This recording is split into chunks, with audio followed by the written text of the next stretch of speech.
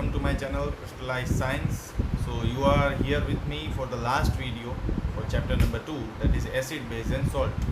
Okay, so in previous video we have seen that various products can be manufactured from NaCl. Which are the products? That is sodium hydroxide, bleaching powder, baking soda and washing soda. Now today at last we will see what is the meaning of water of crystallization, and we will also discuss that how gypsum and plaster of Paris is manufactured. Okay, so let's begin the video. So I have taken the picture from your NCERT textbook, that is figure 2.9. It is written that removing water of crystallization. Why it is written? See, first of all, the experiment, in this experiment a Bunsen burner is taken and a test tube is taken, which is molded with a test tube holder. Okay, and some copper crystals are taken. Which crystals? Copper crystals are taken, and these copper crystals are actually blue in color. What is the color of copper crystal? They are blue in color. Okay, what is the actual formula of copper sulfate? Okay, so I am writing it. See, if we touch the copper crystal, we will feel that copper crystals are dry, मतलब वो सूखे हैं, पर वो सूखे होते नहीं। ठीक है, उसका एक्चुअल फॉर्मूला ये है CuSO4 इंटू 5H2O। अगर आप कॉपर के क्रिस्टल को देखोगे तो आपको ऐसे ब्लू कलर के क्रिस्टल्स दिखेंगे, that is in a solid particle form. तो आपको ऐसा दिखेगा कि ये क्रिस्टल्स तो ड्राई है, पर जैसे ही आप इसे हीट करोगे, मतलब इसको जब आपने हीट किया, ये हीट किया, तो क्या होगा?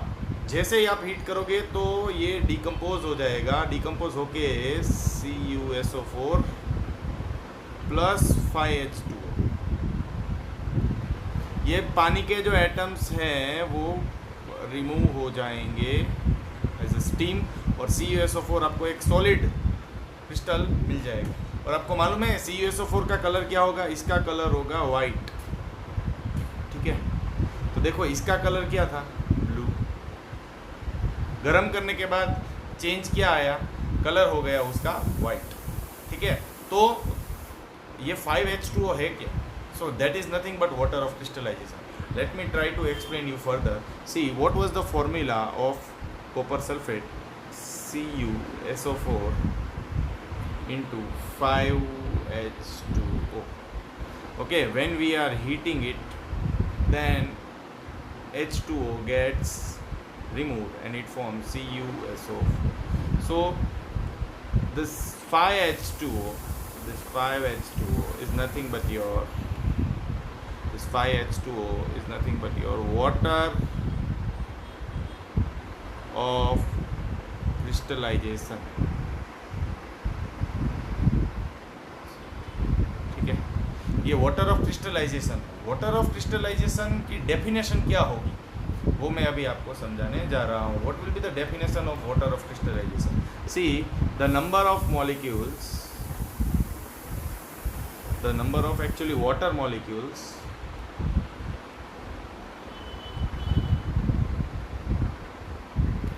attached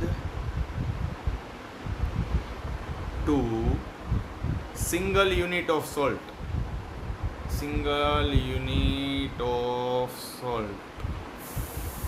is called water of crystallization. ठीक है, crystallization. I think now you are clear what is the meaning of water of crystallization. ठीक है, कितने वाटर मॉलिक्यूल अटैच हैं एक सॉल्ट के साथ, उसको हम वाटर ऑफ क्रिस्टलाइजेशन बोलते हैं। ठीक है, अगर मैं आपको एक एग्जांपल दूं, देखिए जैसे ही हमने इसके पहले पढ़ा था कि भाई CuSO4 इंटू 5H2O, ये है कॉपर सल्फेट।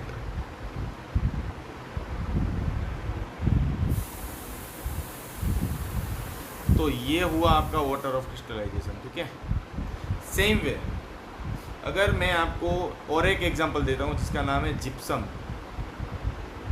तो जिप्सम का फॉर्मूला है CaSO4 इंटू 2H2O। तो इसमें क्या हुआ वाटर ऑफ क्रिस्टलाइजेशन, ये हुआ कि ये दोनों इसमें हुए water of crystallization, water of crystallization. ठीक है,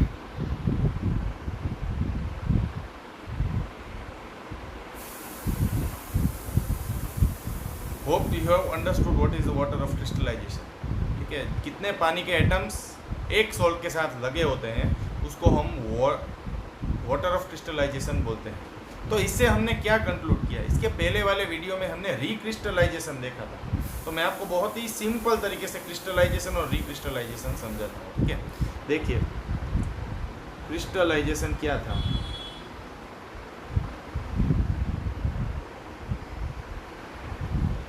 और रिक्रिस्टलाइजेशन क्या है।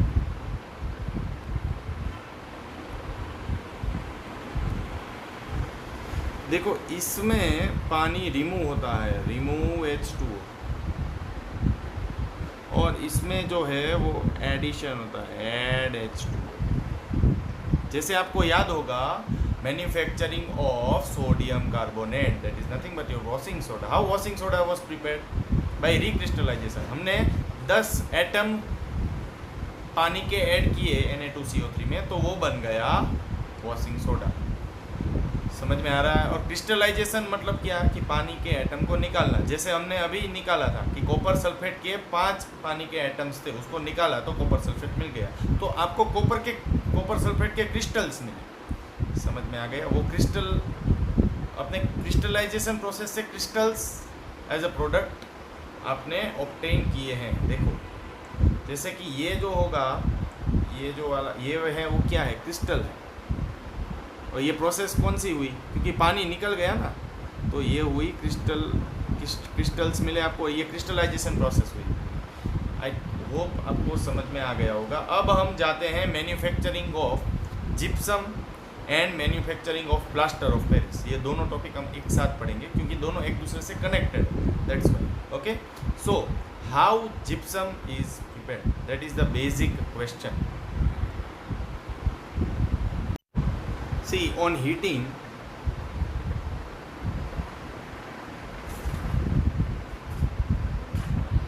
gypsum,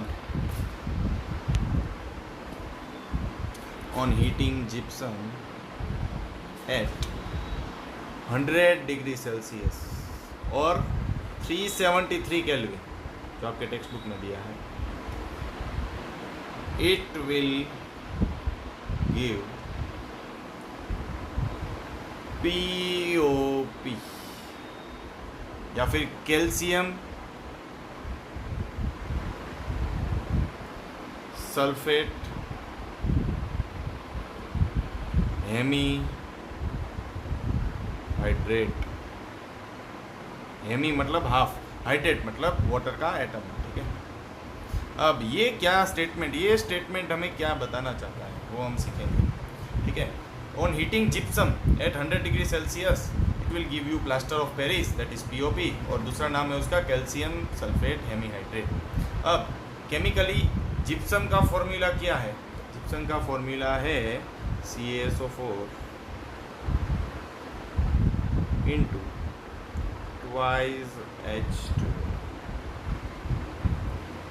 ठीक है, उसको हमें हीट करना है। मतलब ये कौन सी प्रोसेस हुई, क्रिस्टलाइजेशन प्रोसेस हुई। भाई ये क्रिस्टलाइजेशन ही हुई ना, क्यों क्रिस्टलाइजेशन हुई मैं आपको प्रोडक्ट्स दिखाऊंगा तो आपको समझ में आ जाएगा। ठीक है, देखो CaSO4 इंटू हाफ H2O। देखो कितने एटम्स से POP बना है, हाफ एटम से। ठीक है, तो बाकी के एटम्स कहाँ चले गए, वो भी क्वेश्चन होता है। तो देखो प्लस 3/2 H2O, LCM निकालना आता है ना मैथ्स में, तो 3/2 प्लस 1/2 करोगे तो पूरा 2 H2O बन जाएगा। 3/2 प्लस 1/2 का LCM लेकर करोगे तो आपको एक होल 2 H2O मिलेगा। ठीक है, तो देखो इसमें क्या हुआ, ये लूज हो जाएंगे, ये जो एटम्स है वो लूज हो जाएंगे, ये लूज हो जाएंगे। ठीक है, और ये जो मिला आपको फाइनल प्रोडक्ट, ये है आपका POP, ठीक है, प्लास्टर ऑफ पेरिस। और कैल्शियम सल्फेट हेमीहाइड्रेट, इसकी वजह से हेमी यूज़ हुआ है, हाफ है इसलिए हेमी यूज़ हुआ है। तो ऐसे आप प्लास्टर ऑफ पेरिस जिप्सम में से बना सकते हो बाय क्रिस्टलाइजेशन ऑफ कैल्सी और gypsum at how many degree Celsius? At 100 degree Celsius or 373 Kelvin, you will get plaster of Paris and water molecules about 3/2 H2O is loose. Now, how to achieve gypsum from plaster of Paris? Plaster of Paris का formula CaSO4 into half H2O. तो अभी हम gypsum कैसे इसमें से बना सकते हैं? तो इसका रिवर्स प्रोसेस कर दीजिए आप। रिवर्स मतलब ये रिएक्टेंट्स बन जाएंगे और प्रोडक्ट में ये मिलेगा। नहीं समझ में आया? कोई बात नहीं, समझ लेते हैं। देखो, प्लास्टर ऑफ पेरिस का क्या फॉर्मूला बताया मैंने? CaSO4 into half H2O plus 3/2 H2O। इससे क्या बनेगा? इससे जिप्सम बन जाएगा भाई। CaSO4 इंटू 2H2, ठीक है। तो देखो ये क्या था? POP। ये क्या किया हमने? पानी को ऐड किया, ऐड वाटर। तो ये क्या बना? जिप्सम। तो ये प्रोसेस क्या हुई? रिक्रिस्टलाइजेशन हुआ। ये क्या हुआ? ये रिक्रिस्टलाइजेशन। री का मतलब पानी को ऐड कीजिए। तो इसमें हमने ऐड किया कितना? 3/2 H2O ऐड किया तो हमें जिप्सम फाइनली मिल गया।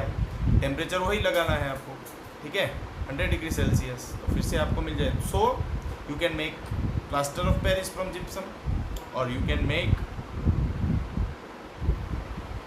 gypsum from plaster of Paris. I hope you are clear with the video and with all the videos of this chapter. So do watch all these videos sequentially to try to understand the topic and make the notes for each and every equation because it is too much important. And yes, ये जो last वाला topic था, मतलब कि manufacturing of plaster of Paris and gypsum, उसमें students ज़्यादा confuse हो जाते हैं।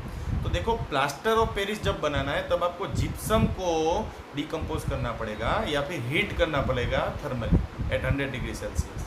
तो उसमें क्रिस्टलाइजेशन प्रोसेस से आपको क्या मिलेगा? प्लास्टर ऑफ पेरिस मिलेगा। और जब आपको जिप्सम चाहिए प्लास्टर ऑफ पेरिस में से, तो आपको रिक्रिस्टलाइजेशन प्रोसेस करना पड़ेगा जिसमें आपको वाटर के एटम्स को ऐड करने पड़ेंगे, वाटर के मॉलिक्यूल्स को ऐड करने पड़ेंगे प्लास्टर ऑफ पेरिस के साथ। Hopefully you all have learned from this video. Thank you for watching the video. Do like, comment and subscribe for the channel. Thank you.